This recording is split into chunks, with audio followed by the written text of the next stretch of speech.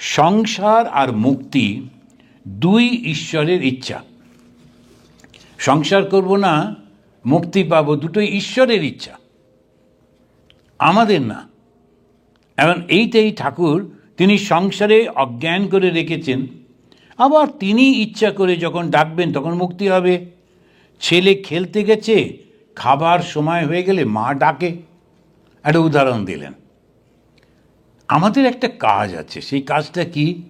বারবার ঘ্যান ঘ্যান করা, বারবার সেই ভগবানকে বলা, আমি আর সংসারে থাকবো না, তুমি আমাকে কিছুতেই সংসারে আর বেঁধো না।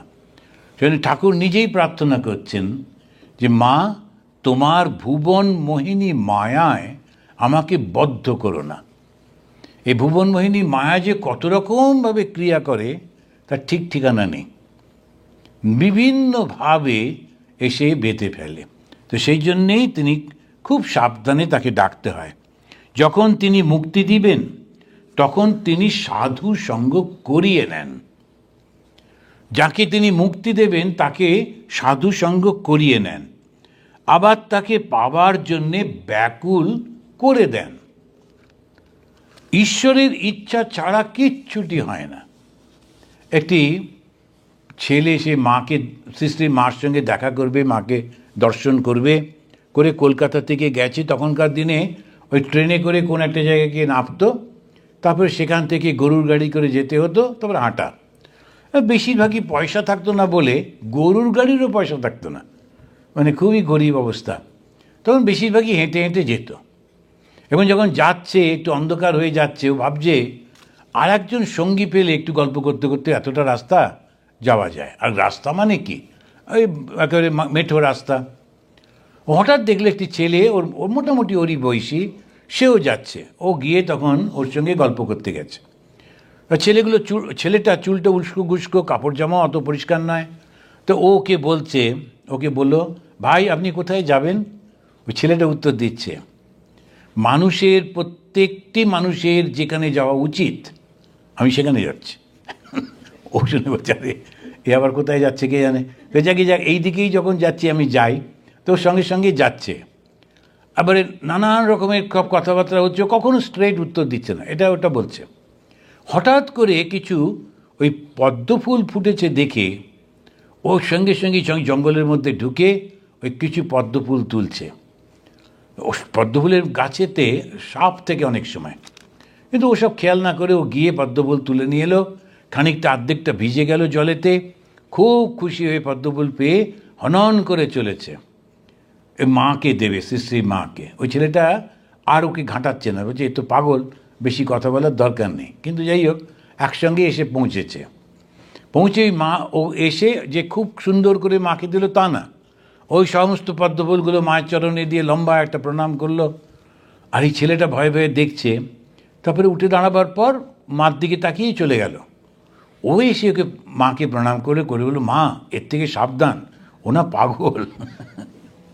তখন মা বললেন, বাবা, যাদের শেষ জন্ম হয় তারা একটু এরকম ব্যবহার করে।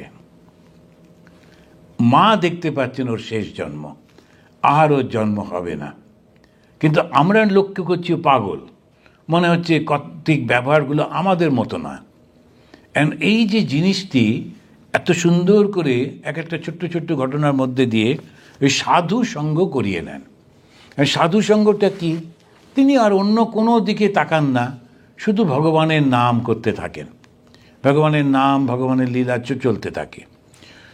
তো আমরা যখন দেখতাম ওই প্রেসিডেন্ট মহারাজের কাছে গেছি, অনেক সময় আমরা অদ্বৈত আশ্রম থেকে আমাদের ভূতেশানন্দজি মহারাজের কাছে যেতাম। তিনি তখন কাঁকুরগাছিতে ভাইস প্রেসিডেন্ট। তো দেখছিলাম সারাক্ষণ ঠাকুরেরই কথা আলোচনা হতো, মজা ঠাট্টা হচ্ছে, কিন্তু আবার ঠাকুর ওরকমই আলোচনা হতো। তা বলো তো ঠাকুর ওইখানটা কী বলেছিলেন, তুমি বলো তো ওখানে কী ছিল। তবে একটু বই পড়া হলো, একটু ছোট্ট 2 লাইন গান হলো, এরকম কখনোই অন্য কোনো কিছু হচ্ছে না। ওর মধ্যেই আবার একটু মজাও হচ্ছে। তো ওনার যে সেবক ছিল সে একটু মোটা ছিল, ওকে মোটা বললে ওসব পচা খাবারটা দিত, মানে রেগে যেত। কিন্তু যদি একটু বলা হতো যে না বেশ অনেকটা কিন্তু আপনি স্লিম হয়ে গেছেন, তখন ও খুব ভালো ভালো সন্দেশগুলো দিত। মহারাজই শিখিয়ে দিতেন ওকে একটু এই কথাগুলো বলবে, ভালো সন্দেশ পাবে। তো এইসব মজা টজা হতো। আবার একটা ঘটনাতে খুব মানে এত সুন্দরভাবে একজন মহিলা, তিনি ওই গুরু দর্শন করতে এসছেন, উনি চলে আসছেন কলকাতা থেকে বিদেশে। তখন তো এত বিদেশ আসা যাবার তো ছিল না, তো সুতরাং উনি এসে কিভাবে, দারোয়ান ছিল কি ছিল না, দরজা বন্ধ ছিল না হয়তো, চলে এসছেন সোজা একদম মহারাজের ঘরের কাছে কাঁকুরগাছিতে। আর দরজাটা তখন খোলা, শুধু পর্দা দেওয়া, পর্দার বাইরে দাঁড়িয়ে উনি বলছেন, সেবক তো খুব বিরক্ত, এত রাত্রে, বলছেন একটু গুরুদেবকে দর্শন করো। তো সেবক বলছে, গুরু কি ঘুমোবেন না, কি ঘুমোবেন না, সবসময় গুরুদেব দর্শন করবে, এটা আবার কি, বলতে বলতে ওকে ধমকাচ্ছেন। তখন মহারাজ বলছেন, আচ্ছা একটু আসতে দে, একটু দেখা করে যাক, ঠিক আছে। তখন সেবক বলল, দাঁড়ান বসুন, আপনাকে জামাটা পরিয়ে দিই। এখন খালি গায়ে তো দেখা করা যায় না, গেঞ্জি পরা ছিল, কিন্তু ও তাড়াতাড়ি করে গিয়ে টাঙানো ছিল মহারাজের যে পাঞ্জাবিটা, সেটা পরাতে গেছে, কিন্তু বোতামগুলো খোলেনি, দুটো উপরে বোতাম খোলা, বাকিগুলো বন্ধ। এবার ওটা এসে নাকের উপরে আটকে গেছে, কিছুতেই নামছে না। আর মহারাজ চুপ করে দাঁড়িয়ে আছেন, হাতটা এরকম করে আটকে গেছে, আর ও টানছে। আর ভদ্রমহিলা ওইখান থেকে ফাঁক থেকে দেখে ছুটে চলে এসছেন, এসে ওকে ধাক্কা দিয়ে সরিয়ে বলছেন, এইভাবে কেউ জামা পরায়, মহারাজের দম বন্ধ হয়ে যাবে, মহারাজের কত কষ্ট হয়ে যাবে, সরো সরো। খুলে তারপর তাড়াতাড়ি করে বোতামগুলো টকটক করে খুলে মহারাজকে পরিয়ে আবার বোতাম টোতাম লাগিয়ে দিলেন। সব হয়ে যাওয়ার পর মহারাজ বলছেন, তোমার জন্যেই তো পরা, আর তুমিই পরিয়ে দিলে। এখন যে এই জামাটা পরছিলাম তো তোমাকে দেখাবো না বলে, এখন সেটাই তুমিই পরিয়ে দিলে। এই যে হাসি আনন্দর মধ্যে এই সাধু সঙ্গ, কিন্তু যতক্ষণ থাকা হয় জগতের কোনো কিছু মনেই পড়ে না। বীরেশ্বরানন্দজির সঙ্গে ছিলাম, মনেই পড়তো না যে জগৎ বলে কিছু আছে। নানান রকমের ঝগড়া চলছে, হইচই চলছে, কিন্তু কারুর গায়ে কোনো কিছু লাগছে না। তো ঠাকুর বলছেন, যখন তিনি মুক্তি দিবেন তখন সাধু সঙ্গ করিয়ে নেন। আমার যখন পাবার জন্যে যে ব্যাকুলতা, ওটাও করিয়ে দেন। তো সেই জন্যে বারবার করে প্রার্থনা করতে হয়, ঠাকুর তুমি আমাকে ব্যাকুল করে দাও, আমি যেন তোমাকে খুব করে ডাকতে পারি, সেই রকমভাবে তুমি ব্যাকুল করে দাও। তখন প্রতিবেশী জিজ্ঞেস করছেন, মহাশয় কীরকম ব্যাকুলতা? শ্রীরামকৃষ্ণ, কাজ চলে গেলে সে কিভাবে কাজ খোঁজে। তখনকার দিনেও তো একটা কাজ চলে গেছে, বেচারি প্রত্যেকটা অফিসে গিয়ে খুঁজছে। সে রোজ অফিসে ঘুরে আর জিজ্ঞেস করে, এগা কর্ম খালি আছে? ব্যাকুলতা হলে ছটফট করে, কিসে ঈশ্বরকে পাবো। আমাদের একটা খুব সুন্দর গল্প আছে যীশু খ্রিস্টের। তো উনি স্নান করছেন, এই ছেলে লোকটা এসে বলছে যে কি করে ঈশ্বরকে পাওয়া যায়, বলে ডুব দাও। যেই ডুব দিয়েছে ও চেপে ধরেছে, কিছুতেই জল নিতে পারছে না, অক্সিজেন, যখন ছটফট করছে ছেড়ে দিয়েছে। এই রকম যখন ইন্টেন্সিটি আসবে ভগবানকে পাওয়ার জন্যে, তখন তুমি পাবে। আর একটা আমাদের শঙ্করাচার্য তাঁর ওই বিবেক চূড়ামণিতে খুব সুন্দর করে উনি লিখেছেন, দুর্বার সংসার দাবাগ্নি তপ্তম দোধূয়মানম দুরদৃষ্টবাতৈ ভীতম প্রপন্নম পরিপাহি মৃত্যু শরণ্যমন্যত তমহম ন জানে। আমি অন্য কিচ্ছু জানি না তোমার শরণ ছাড়া। কেন? এই চতুর্দিকে আগুন লেগে গেছে, আর সেই আগুনের মধ্যে বেরোবার পথ আমি দেখতে পাচ্ছি না। দুর্বার সংসার দাবাগ্নি, এই সংসারটা দাবাগ্নির মতো। আত্মীয় স্বজন বন্ধু বান্ধব যাকেই মনে করতাম সব কেমন যেন, আমি জ্বলে পুড়ে যাচ্ছি, আমার আর থাকতে পারছি না, একমাত্র তুমিই রয়েছ। ওই ছুটে ছুটে যাচ্ছেন, তা ওইটাকেই বলছে ঠিক ঠিক ব্যাকুলতা। পায়ের ওপর পা দিয়ে বসে আছো, পান চিবোচ্ছ, কোনো ভাবনা নেই ঈশ্বর লাভ হবে। ঠাকুর বলছেন, প্রতিবেশী সাধু সঙ্গ হলে এই ব্যাকুলতা হতে পারে? শ্রীরামকৃষ্ণ, হ্যাঁ হতে পারে, তবে পাষণ্ডের হয় না। সাধুর কমণ্ডলু 4 ধাম করে এলো, তবু যেমন তেতো তেমন তেতো। এখন হচ্ছে পাষণ্ড মানে যার মধ্যে কোনো রকম সেন্সই নেই, সে তার কখনো হয় না। সাধুর সঙ্গে যারা যারা থাকে দেখবেন ওদের আরও বেশি গোলমাল হয়ে যায়। কেন কি, বড় বড় সাধুদের সঙ্গে রয়েছে এবং প্রচুর ভক্তরা দেখা করতে আসছে, ও তার মাধ্যমে ওর কাছে যাবে, ও ধীরে ধীরে রিফ্লেক্টেড গ্লোরিতে বাস্কিং করতে করতে যখন ও মনে করে আমি বলবো, আমি দেখা করিয়ে দেব, আমি কথা বলতে দেব, করতে করতে আরও ভুল হয়ে যায়। যারা একেবারে মন্দিরে পুজো করেন, বড় বড় মন্দিরগুলো, লোকেরা কত দূর থেকে আসে কিন্তু একটুও ভালো করে কথা বলে না, এখন এখানে এসছেন, ধীরে করে যাবেন না। আর তারপরে আমি দেখলাম কিছু কিছু মন্দিরে ওরা ভগবানের সামনেই বারবার যাতায়াত করছে, এটা নিয়ে গিয়ে ফুলটা দিল, এটা করে খাবারটা দিল, এসব করছে টচ্ছে। আমরা এই ভগবানকে দেখতে পাচ্ছি না, ওই বিরাট একটা কালো মোটা শরীর ওর বারবার ঘুরে ঘুরে করছে। এখন ওর খেয়ালই হচ্ছে না যে আমি ভগবানকে আটকে রেখেছি। ওরা ভগবানের কাছে থাকা সত্ত্বেও, মন্দিরে দিন রাত পুজো করা সত্ত্বেও একটু এগোতে পারে না। সেই জন্যে মনটাকে খুব অ্যালার্ট রাখতে হয়, আমি কারোর কোনো রকম ডিস্টার্ব করছি না তো, ওইটি খুব খেয়াল রাখতে হয়, তা না হলে হয় না। ঠাকুর উদাহরণ দিচ্ছেন কমণ্ডলু। সাধু তো তীর্থযাত্রা করে এলো, কমণ্ডলুটা ওটা সাধারণত নিম কাঠ দিয়ে তৈরি করে, তো সেই জন্যে যেমন তেতো তেমনই তেতো থেকে গেল ওটার। আর সেই সাধু সঙ্গ করতে হলে সেই তার থেকে ভালো ফলগুলো নিতে হয়। বিষয় বুদ্ধি না থাকলেই তো মুক্তি। সেই জন্য বলছি আমার বিষয় বুদ্ধিটা গুছিয়ে দিন। একটা ঘটনা পড়েছিলাম শ্রী মার জীবনে। মা গেছিলেন কালীঘাটে।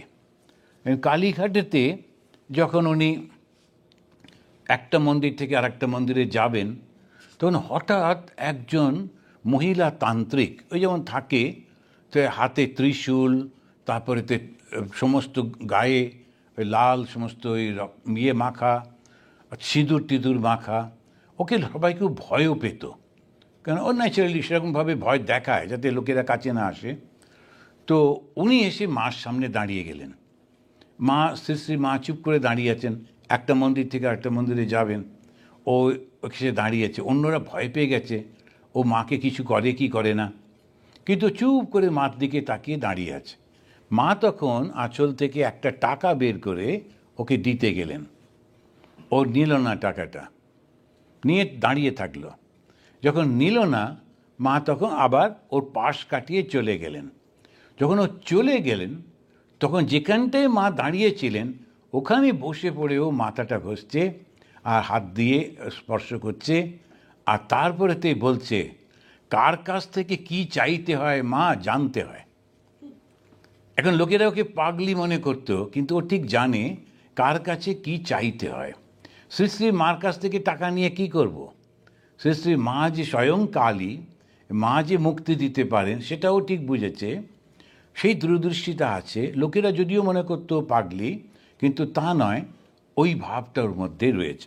তো এখানেও আমরা দেখছি এই যে কীর্তনিয়া, সে যখন ঠাকুরের কাছে প্রার্থনা করছে, ও বলছে আমার বিষয় বুদ্ধি গুছিয়ে দিন। আপনাদের নিশ্চয়ই মনে পড়বে যে যখন স্বামী বিবেকানন্দ দক্ষিণেশ্বরে গিয়ে উন্মত্ত হয়ে মা কালীর মন্দিরে গেলেন, যাতে আমাকে একটা চাকরির ব্যবস্থা করে দাও মা, এইটি বলবার জন্যে। কিন্তু গিয়ে যখন শ্রী মা কালীকে দর্শন করলেন, তখন একেবারে সব কিছু চৈতন্য হারিয়ে তিনি বলছেন আমায় বিবেক দাও, বৈরাগ্য দাও ইত্যাদি। একবার না, তিনবার। একবার ভুল হতে পারে, কিন্তু না, পরপর তিনবার এরকমই হলো, বিষয় বুদ্ধিটা মাথায় এলো না। তো এইটাই এখানে আমরা দেখলাম। ঠাকুর খুব খুশি হয়েছেন। শ্রীরামকৃষ্ণ সহাস্যে বলছেন সাধু বাসা পাকড় লিয়া, একটু হিন্দিতে বলছেন, সাধু বাসা পাকড় লিয়া। বাসা পাকড় লিয়া মানে ঘর পেয়ে গেছে।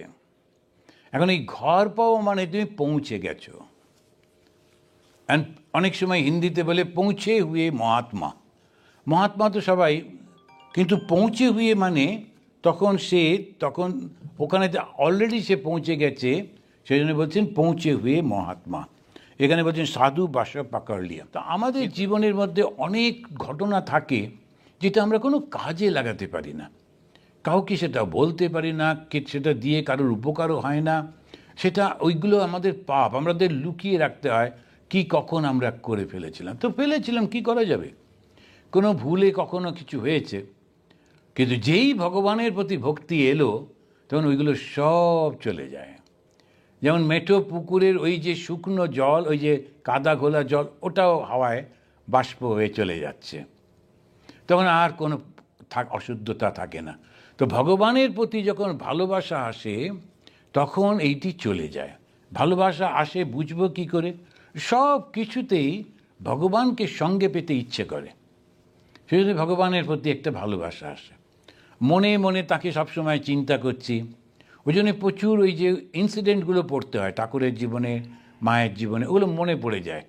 যখনই মনে পড়ে সেটা সাহায্য করে ভগবানকে চিন্তা করতে।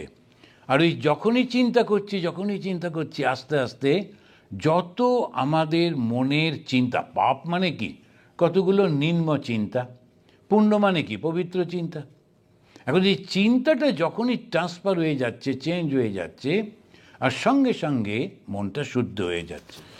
আমরা যেমন করে শেষ করি ভগবানকে প্রণাম জানিয়ে, নিরঞ্জনম নিত্য অনন্তরূপ ভক্তানুকম্পিত বিগ্রহম ঈশাবতারমেশমিদ্যম রামকৃষ্ণ সা নমামঃ। ওম শান্তি শান্তি শান্তি। হরি ওম তৎসৎ। শ্রীরামকৃষ্ণার্পণমস্তু।